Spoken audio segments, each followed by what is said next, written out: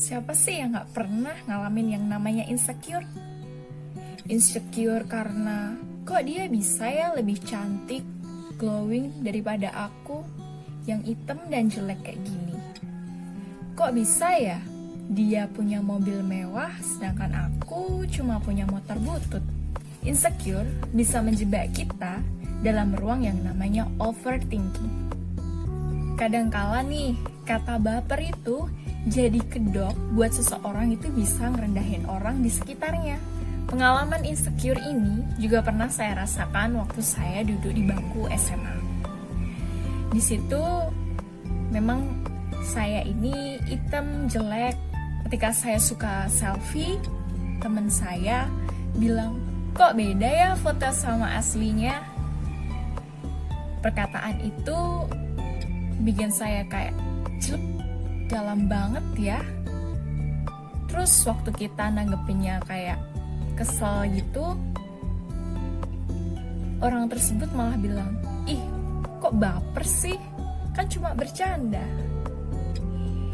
Bro, sis, bercandaan itu berbeda-beda.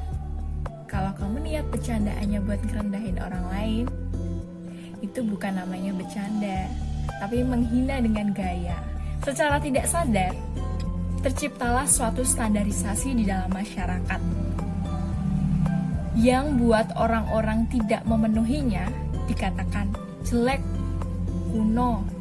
Akhirnya banyak orang yang memaksakan dirinya untuk memenuhi standarisasi tersebut.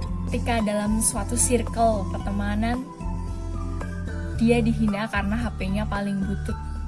Kemudian dia langsung marah-marah ke orang tuanya, memaksa suruh membelikan HP baru.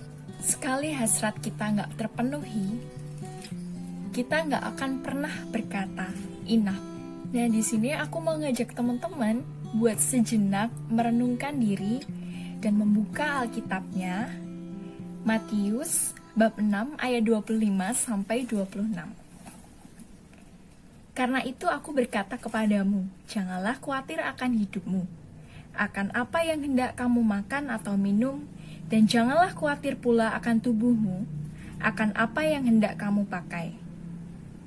Bukankah hidup itu lebih penting daripada makanan, dan tubuh itu lebih penting daripada pakaian?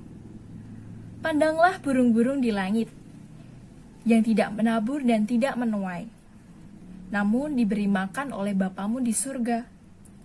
Bukankah kamu jauh melebihi burung-burung itu? Tuhan ingin supaya kita tidak terlalu haus akan keduniawian. Dengan terlalu berpikir tentang tubuh kita, tentang kekurangan-kekurangan hidup kita. Lucu bukan jika semua orang di dunia ini sama? Punya kelebihan yang sama, punya kekurangan yang sama, punya fisik yang sama, ataupun harta yang sama. Gak ada yang namanya melengkapi. Ada salah satu film yang buat saya tuh sangat menarik, yaitu The Greatest Showman. Menurut saya, film tersebut mengangkat rasa insecure ini jadi bersyukur.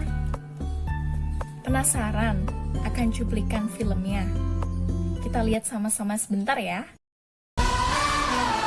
So tell me, do you wanna go where it's coming on a color line, where the runaways are running the night? Impossible come true, it's taking over you. This is the greatest show. Hal yang menurut saya paling epik adalah ketika Barnum memilih para anggota sirkusnya ini tidak berdasarkan orang-orang yang sama pada waktu itu. Namun, dia melihat orang-orang yang dianggap aneh oleh masyarakat. Dia memilih orang-orang yang kecil, yang gendut, yang tinggi, berkulit hitam, berkulit putih, atau bahkan yang albino sekalipun, dilihatnya bukan orang yang memiliki kekurangan, melainkan orang yang unik. Nah, dari sinilah bagaimana Allah juga melihat kita. Setiap masing-masing dari kita ini adalah unik dan berharga.